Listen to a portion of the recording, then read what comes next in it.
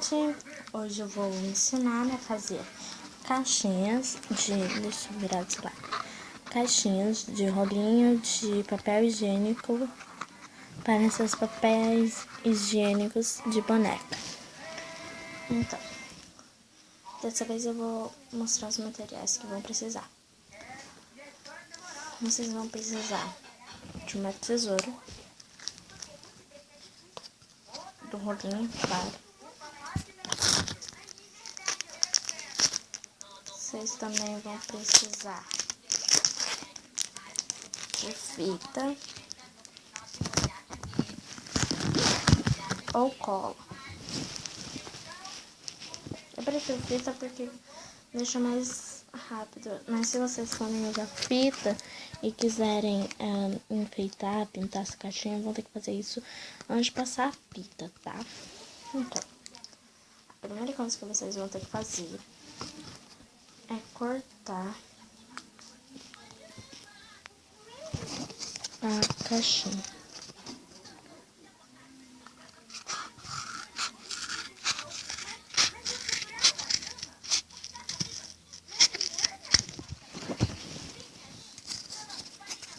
Aqui, ó. Daí vocês têm que dobrar, deixa eu mostrar. Vocês vão ter que dobrar assim pra dentro.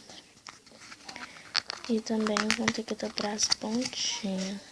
Acho que eu não dobrei, dobrei bastante.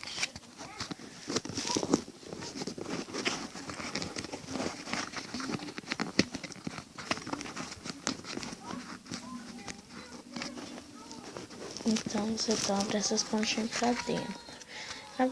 Você dobra essas pontinhas assim, ou deixa assim. Que também fica muito bonitinho, mas daí você vai ter que deixar assim, ó.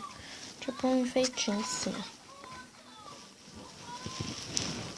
ó. Opa, não aparece. Tipo um enfeitinho assim. Os papéis. Aqui também pode usar pra colocar roupinha, casinha pra boneca. Então, esse aqui eu vou fazer com pontinho. É só pegar a fita ou a cola. Dessa vez eu vou dar uma enfeitada antes e já volto. Então, como podem ver, não ficou tão bonitinho, mas com todo esse papel, deu pra prender aqui. Mas eu recomendo a vocês usarem